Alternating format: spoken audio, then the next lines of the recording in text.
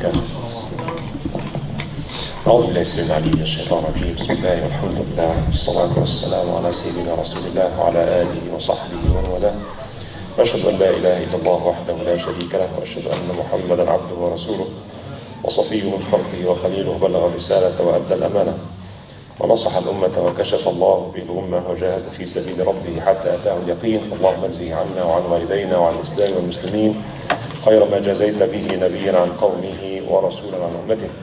اللهم أحينا على سنته وتوفنا على ملته وأوردنا حوضه واسقنا من يده الشريفة شربة هنيئة لا نظمأ بعدها أبدا. ثم أما بعد. Last week, or the week before last week, we talked about the issue of al-hasad or envy, and we said that there's a difference between hasad and ayn. The word ayn, or known also as nazar, Turkish people call it nazar, and nazar buri, I think they call it in India and Pakistan. And that's something known in almost all cultures, in the ancient Egyptian culture, and Chinese culture, and here in the West and in America and Europe. You know, they also believe in this, the effect, the evil effect of those who envy others. And we talked about the definition of hasad, that when a person wishes that the blessings of others are gone. And there is a big debate about how hasad affects, because scientifically, in the world of materials, laws of physics, we cannot prove the presence of hasad, although it is well-established fact that all people in all cultures, they believe in it and they have experienced it. And so some actually, just for your information, believe that hasad is not like magic or something that mysteriously affects. It's not like a ray comes out of the eyes of the another that affects the health or the wealth of someone else. It is rather, according to some, that what's built on this. In other words, if someone hates to see you enjoying something, getting married or having a good job or new car or new house or something like this, it's not the ill feeling that he or she has in their heart that may cause damage to these blessings, but rather the words and the actions he takes that reflects this evil feeling inside. Right? So if you got a good job and feels very, discomfortable with that, and then he start talking, backbiting and spreading rumors, and this what hurts others. You got this point. So it's not the feeling in of itself, it's not the looking at the blessings you have that may affect it, but rather the words or actions that he may take in this direction by talking negatively about you and causing you troubles.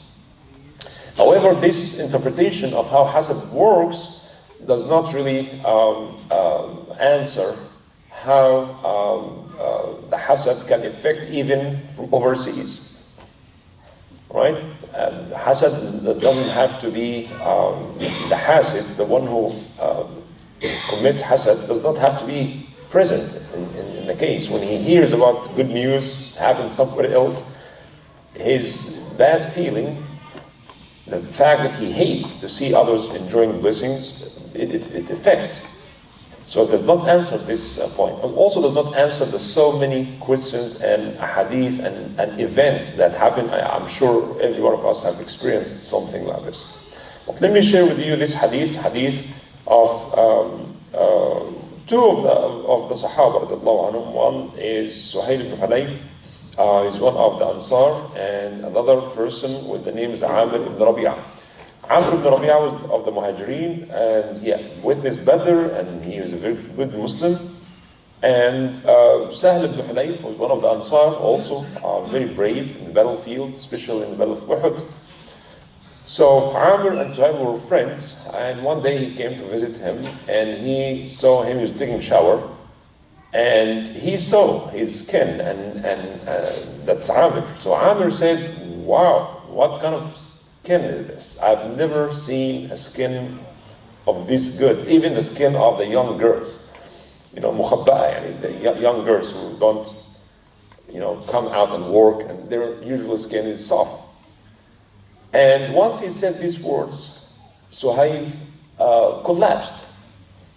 And they came to Rasulullah sallallahu alaihi wasallam and they told, Adrik Suhail, Ya Rasulullah, Suhail is in big trouble. What happened to him? He said, we don't know. Something happened.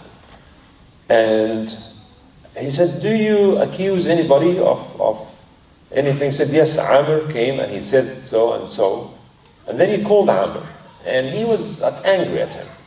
And he said, sallallahu alaihi wasallam, عَلَامَ يَقْتُلُ أَحَدُكُمْ أَخَاهُ عَلَامَ يَقْتُلُ أَحَدُكُمْ أَخَاهُ. Why would one of you kill his brother? هَلَّا بَرَّكْتَ. And that's the prescription. هَلَّا بَرَّكْتَ. Barakta from the word baraka. Say, Barakallahu feek. In other words, when you see something good happens to your brother, the first thing you should say is Barakallahu fi, Barakallahu lakum. And in marriage, we say this dua, Barakallahu lakum wa barak alaykum wa jama'a bainakum. So when you say, bought a new house, may Allah bless your house, Barakallahu laka fi baytik, Barakallahu laka fi amalik, may Allah bless you, bless your job, mashallah. Remember the name of Allah subhanahu wa ta'ala. And at a side point, it's also important that don't let anybody enter your house.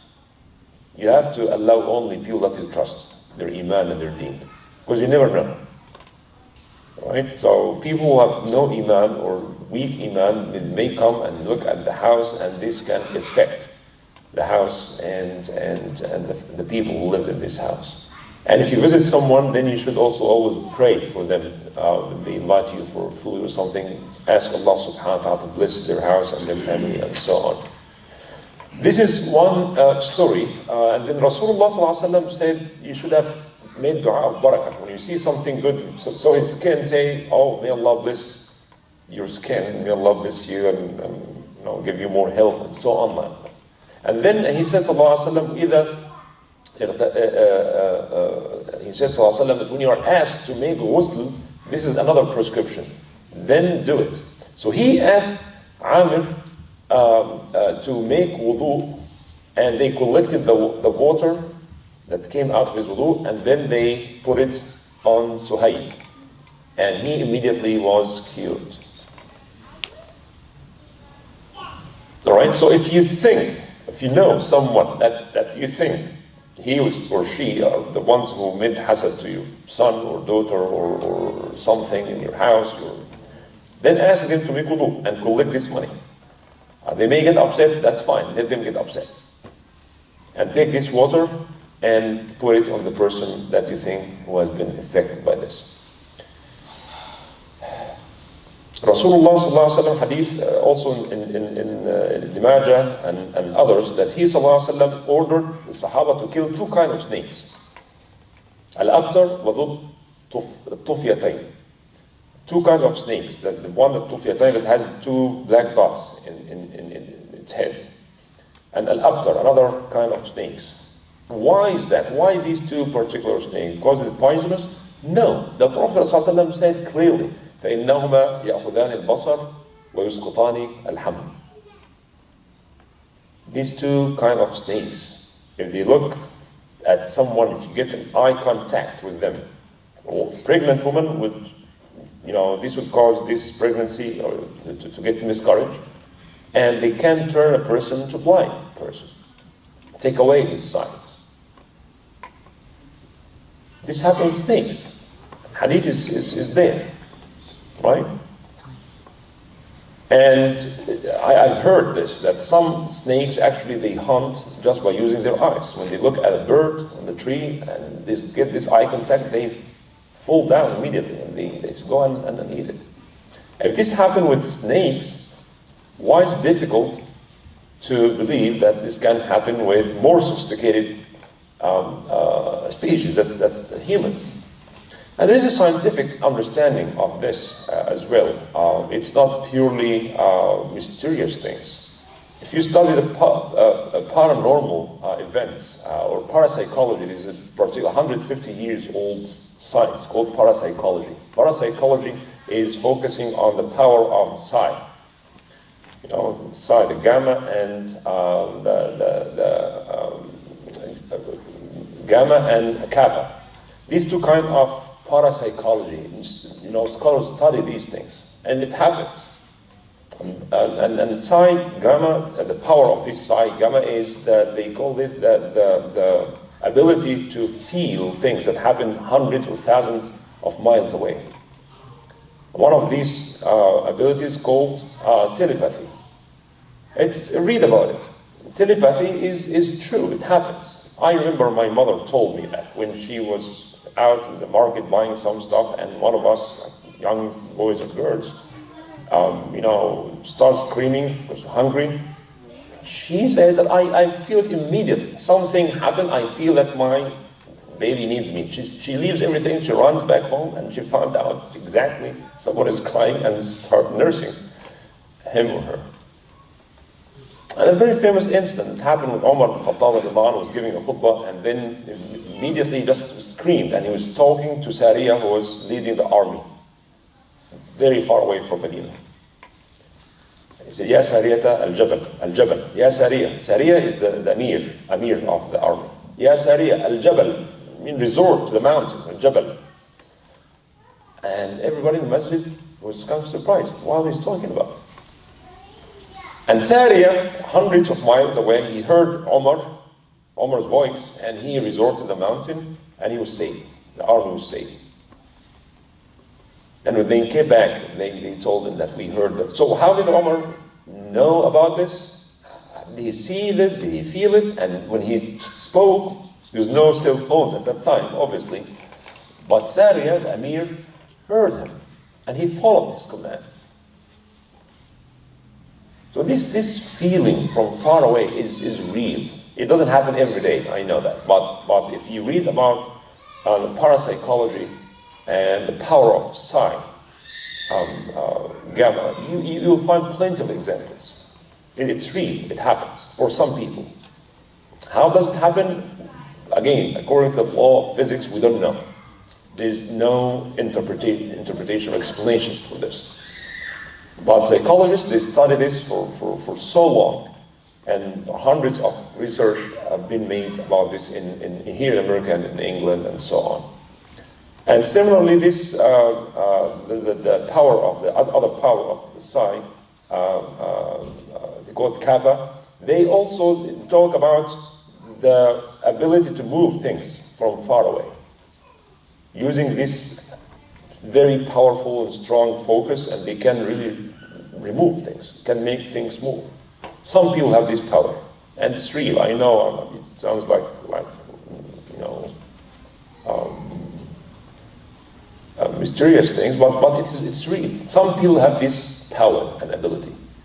So, and when Rasulullah ﷺ talks about killing these two particular kinds of snakes, it makes sense now that the power of the eye for some people, for some animals, could be very effective. And again, there are hundreds of stories, of real stories that happen, and in the hadith, in al-ayn haqq, very, very clear, in al-ayn haqq. In other narration, يدخل العين حسن يدخل الجمل القدر ويدخل الرجل القبر. This power of focusing sign can make the camel, cause the camel to enter the pot and cause the man to enter his grave. It is real. It is real. This power is there, and it hurts. And if you know someone who has this power, then stay away from them and ask Allah subhanahu wa ta'ala protection, as we mentioned last time, by protecting yourself from him. Right? And Freud, by the way, has his own explanation of this kind of power. Why? And he perhaps correctly said that this kind of power that some people have, they used to have in the more simplistic societies. People live in the desert or the jungle, and it has been used as a mechanism or defense mechanism. people are surrounded by predators, animals, and they needed to protect themselves, and they use this power to protect themselves. But now, living in modern societies, and you have police, weapons, and all these things, you know, they have less people have this power, but some people still have this power. And their eye is very powerful, very strong. This kind of... Imam al-Qayyim, by the way, he, before all this parapsychology and things, he had his own explanation, and the modern psychologists actually built on what he said.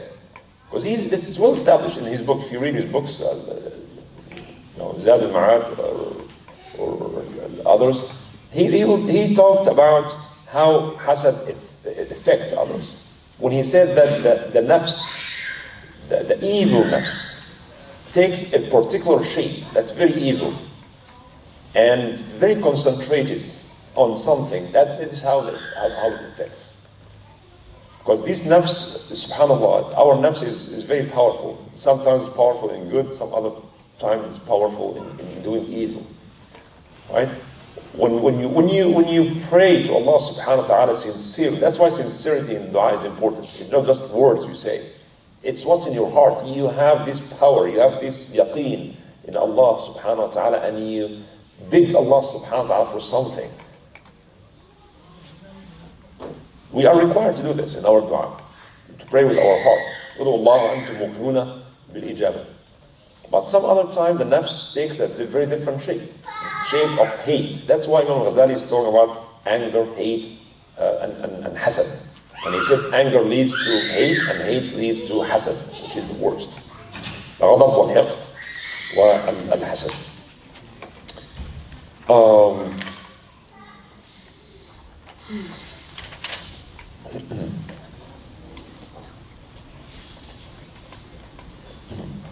Imam Ghazali also made a good point when he said that hasad always takes place among people who share the same thing.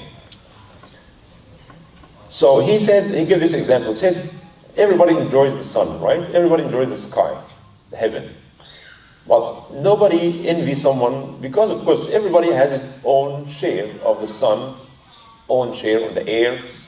So I won't envy someone because he breathes, right? Or he enjoys the sun, because everybody has it, right? So there's no competition in it. But when there is a competition, then this is where hasad happens. That's why hasad always, or more likely to happen among peers, relatives, cousins, brothers, in some cases, like what happened to the brothers of Yusuf, alayhi salam, because they're sharing one thing. Everybody wants to get bigger share. This is when problems happen. Also, people in the same business, right? If you have a business of like renting cars, for example, right? So you won't, you think so much about, someone who is selling jewelry, for example, because he's doing a different business. You have different customers. There's no competition. But when you have someone doing the same business as yours in the same neighborhood, then you will start envying him, right? If someone in your family, became like, like a star in anything, right? So there are many people are like top-notch doctors. We don't envy them, but when your cousin goes to like studying, become a surgeon, then you will feel jealous about him. Well, there are hundreds of surgeons there. Why don't you know? But I don't know them. But he's my cousin. He went way ahead of me. Because there's a competition. All right? You and your peers, everybody got a job, but someone get a very good job.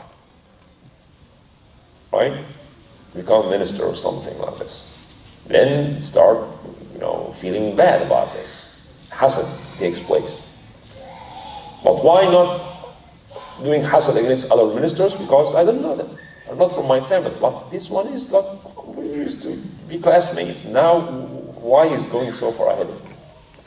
And so on and so forth. Professors. Someone got promoted and got, published more books than other, then become envious. Tons of books everywhere in the world, but in this particular university, in this particular department, I want to go ahead of him. So hasad takes place usually among people who are doing the same thing. There's a competition between them. And this, by the way, applies to ulama and scholars. I don't know if we mentioned this last time. It's a well-established fact. Ulama al-Hadith, they don't accept the shahada or the testimony of scholars against others who live with them in the same place at the same time. That's a very well-established ruling. Ulama al-Hadith, when one scholar said, no, this scholar is not trustworthy, don't take hadith from him, they don't accept this. Why? Because there's a jealousy there, competition. So we have to be aware of this. And he said, وَمَنْ شَوَ ذَلِكَ كُلُّ حُبُّ الدُّنْيَا. And the reason for this envy is the love of this dunya, وَحُبُّ وَلَأَنَّ الْآخِرَةَ هِيَ الَّتِي تَضِيقُ عَلَى الْمُتَزَاحِمِينَ. It's either me or him, or her. Right? But Imam Ghazali says, as for al-akhirah, it's so big for everybody.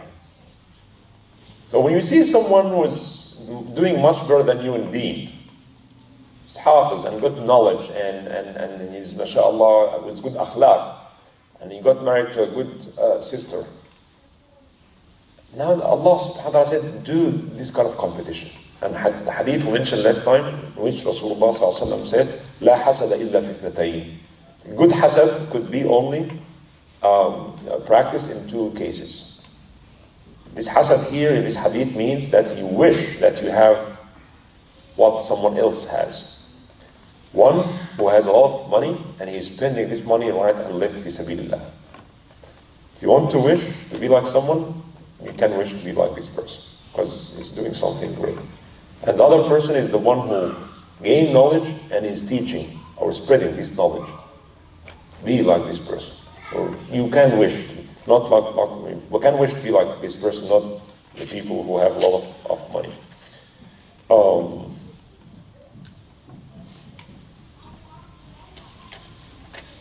So when we talk about al-akhirah, Allah subhanahu wa ta'ala said, سارعوا إلى مغفرة من ربكم وسارعوا إلى مغفرة من ربكم وجنة عرضها السماوات والأرض. There are plenty of different levels in Jannah, different palaces, different services. Jannah is not like one level, it's like so many different levels.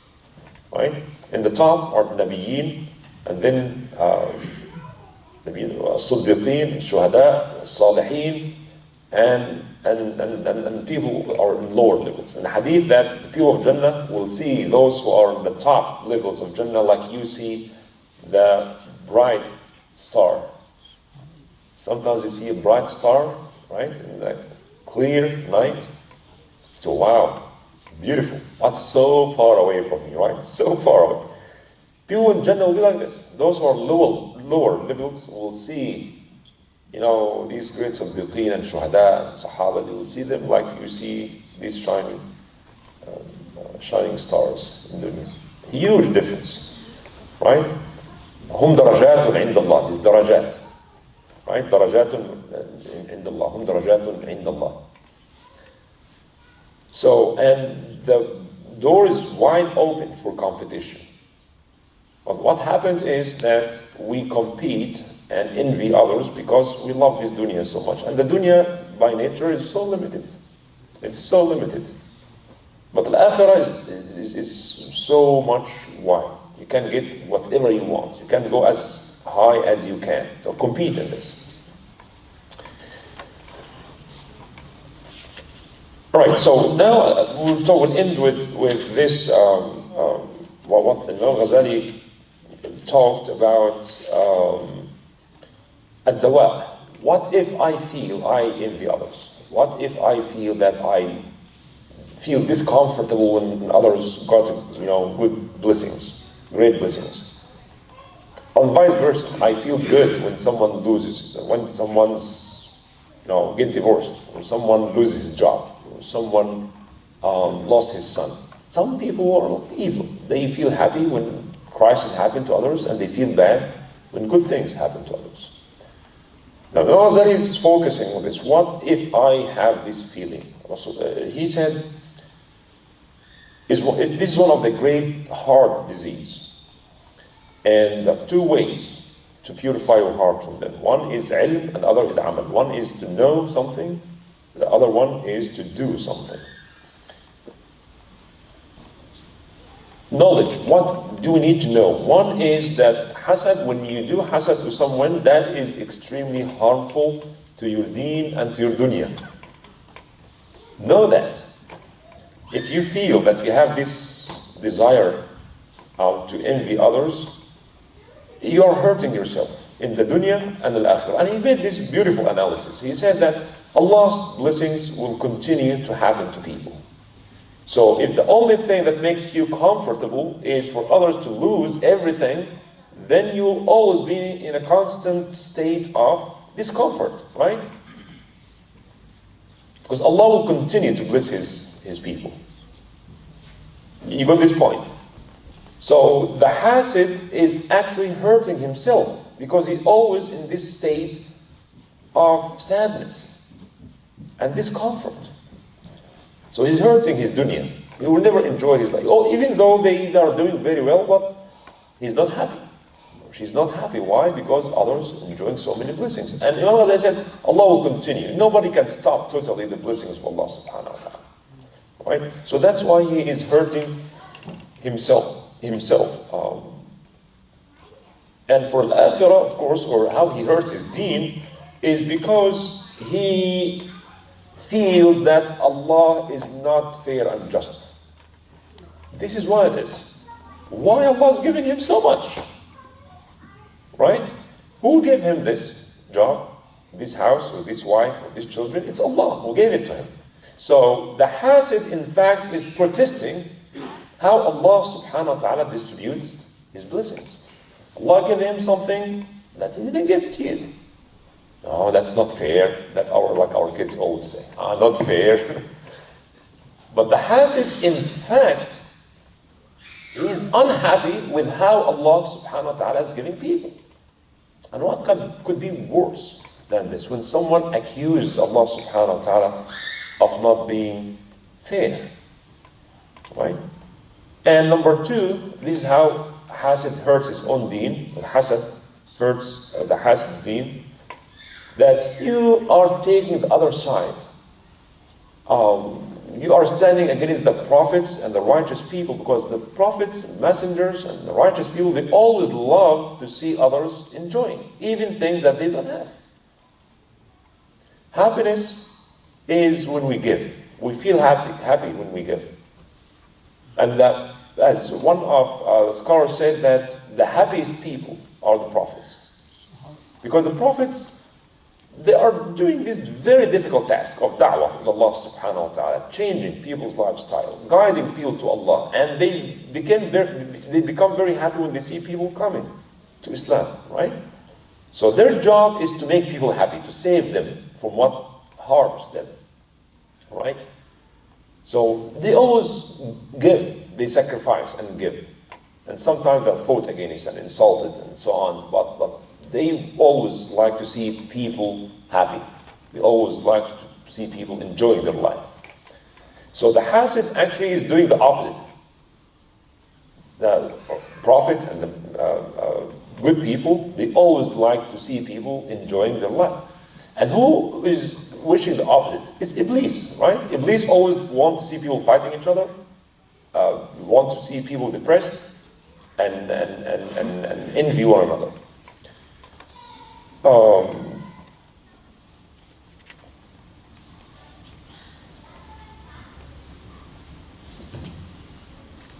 One of the things that Al-Quran Kareem talked about, one kind of hasad, is the hasad of Al-Iman. The kuffar and the Jews in Medina and others, they knew Muhammad is the Prophet.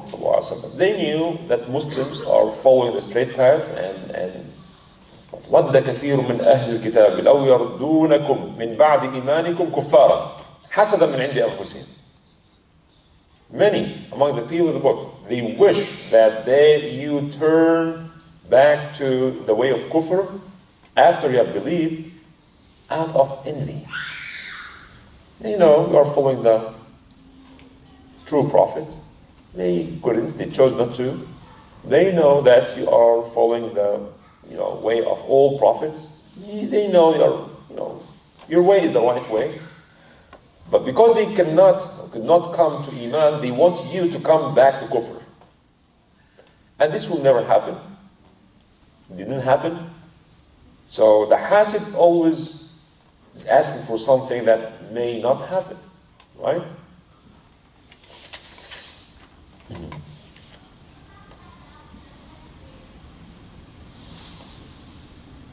So the Hasid actually is the enemy of himself, as Imam Ghazali says.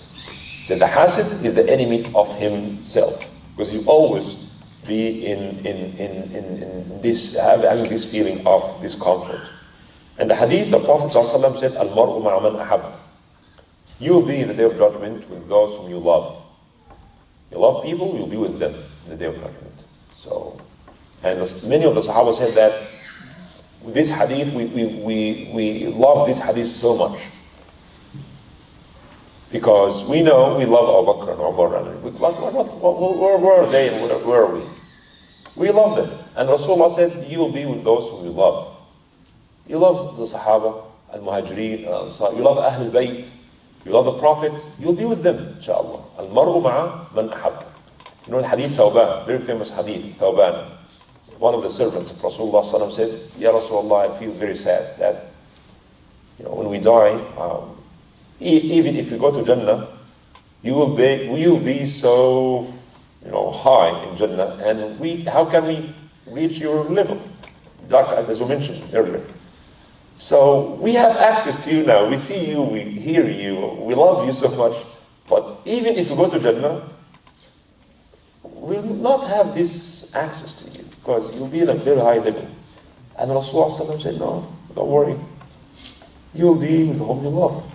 And the Sahaba said that after Islam, that's the best thing we heard. That we will be with those. That's why we have to make sure that we truly love the Prophets and the Sahaba and Ahlul Bayt and righteous people. Right? It's not just a word. You'll be with the people you love. So when you hate someone because of blessing, and this person happened to be a good Muslim, then you made a decision that you don't want to be with him in the day of judgment.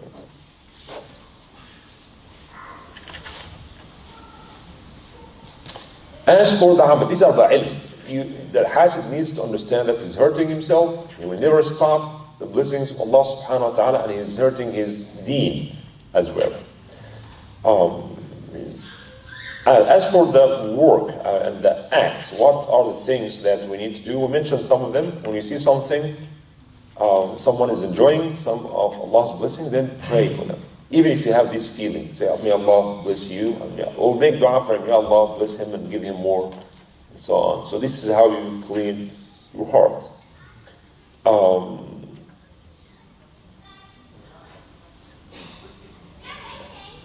Sometimes the Hasid start talking negatively about the mahsud, the person that enjoyed the blessing. So Imam Ghazali said immediately you have to do the opposite. You have to always try to praise him and mention him, even in his absence. Talk positively about him. And also get closer to him and try even to be more generous to this person. You do the opposite of what Shaitan wants you to do. Shaitan wants you to hate him, to backbite him, to wish that he loses this blessing. Do the opposite. Ask Allah to give him more, befriend him, talk positively about him, and humble yourself to him. Imam Ghazali said, مَنْ لَمْ يَصْبِرْ عَلَى مَرَارَةِ الدَّوَاء لَمْ يَنَلْ حَلَاوَةَ الشِّفَاء. He said, this is the only dawa, this is the only medicine for this. And if you think it's difficult, then this is the only way.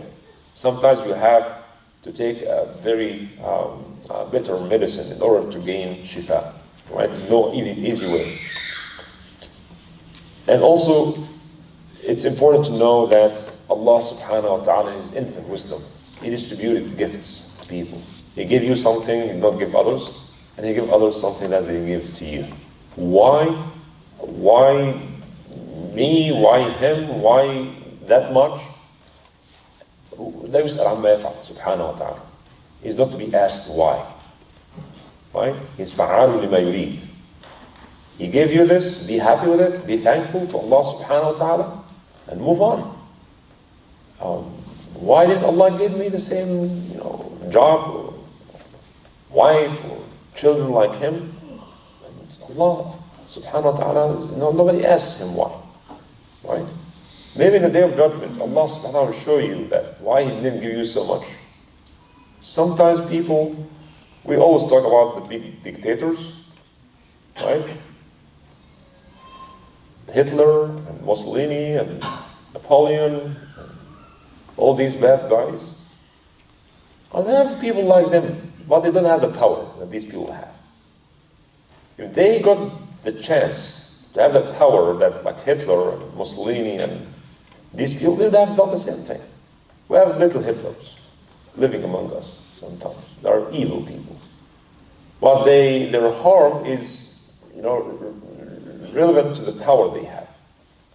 So we ask Allah subhanahu wa ta'ala to protect us. We ask Allah subhanahu wa ta'ala to protect us from being hasid and protect us from the hasad of al-hasideen. أقول قولي هذا وأستغفر الله لي ولكم وجزاكم الله خير.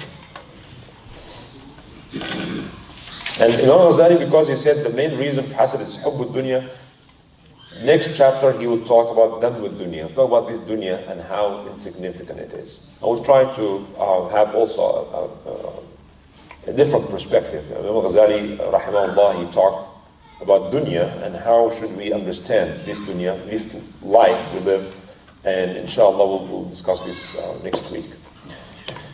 Time for comments or questions. Yes, sir.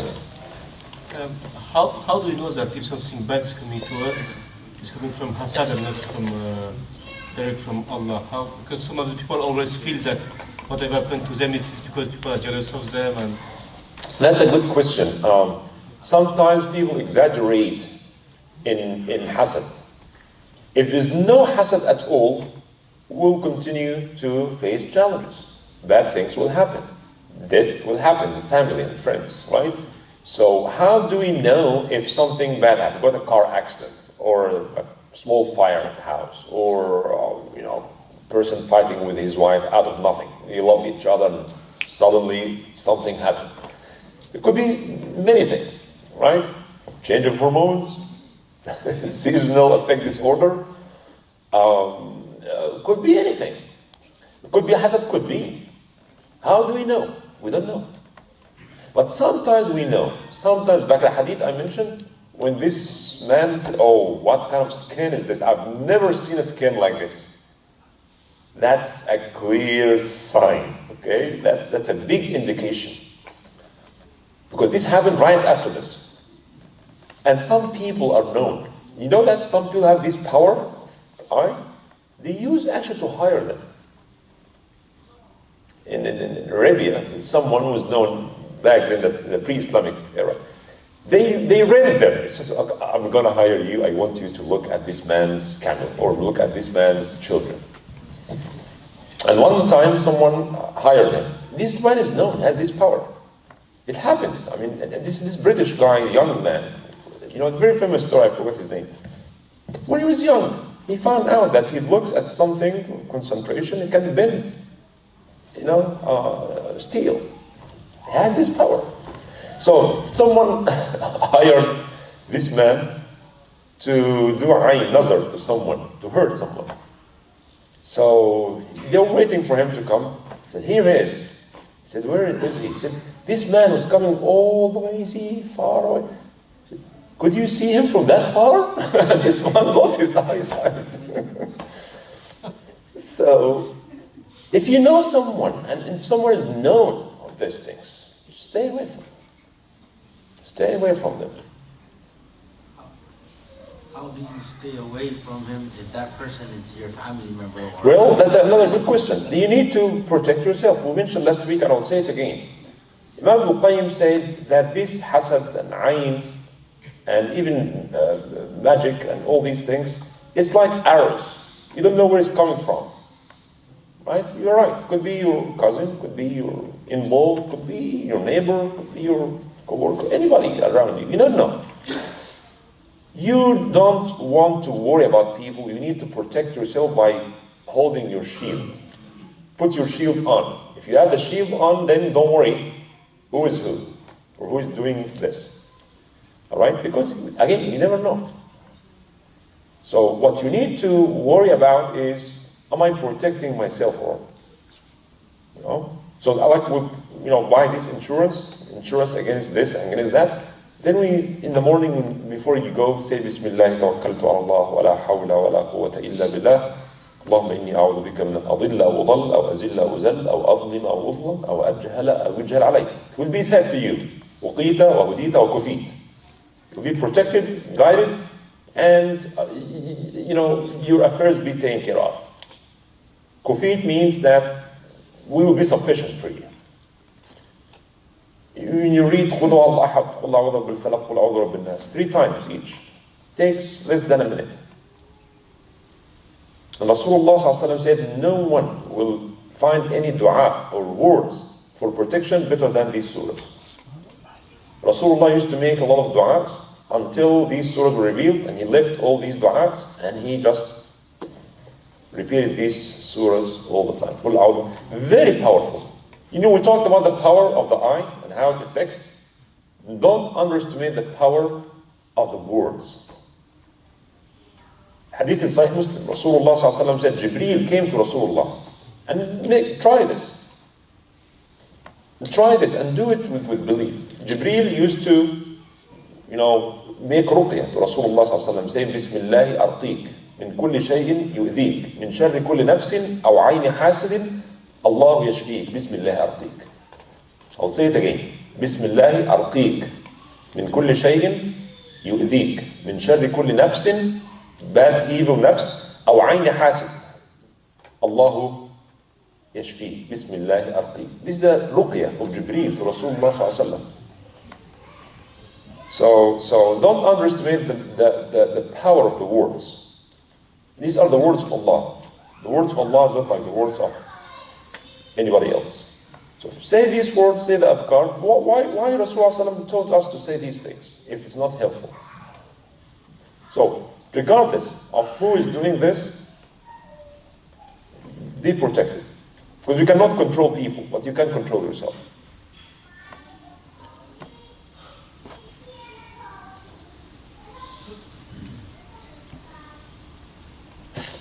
All right. I have a question. Yes. You said that when you see a Muslim brother and you feel like you might have jealousy, you just make dua. What about if you see a non-Muslim? Same thing. And jealousy is to wish that blessing, unless it's an enemy. I mean, in the time of war, of course, the enemy of Islam, of course, you wish he loses power. But we as Muslims, we wish everybody good, prosperity, health. All right? You wish people, I want to see my non-Muslim neighbors doing well. I don't want to see, their home in fire. I don't want to see them losing their children. I don't want them to get cancer. Perhaps if they live longer, one day, inshallah, will be guided to Islam. As human beings, right, we wish them well. We don't want to see an animal suffering, do we? Right? We don't want to see an animal suffering. If you see an animal suffering can save his life, then go and do that. Like the hadith, the one who gave water and saved the life of a wild dog. Allah appreciated this. And this caused him to go to Jannah. So you wish good even for animals. For everything. So we wish good for others. May Allah bless them and pray for them. Yeah. And again, once we start this hasad thing, we are hurting ourselves. So we don't want to hurt ourselves, we don't want to hurt anybody else. سبحانك اللهم وبحمدك نشهد أن لا إله إلا أنت نستغفرك ونتوب إليك بسم الله الرحمن الرحيم والعصر إن الإنسان لفي خسر إلا الذين آمنوا وعملوا الصالحات وتواصوا بالحق وتواصوا بالصبر سبحان ربك رب العزة عما يصفون وسلام على المرسلين والحمد لله رب العالمين.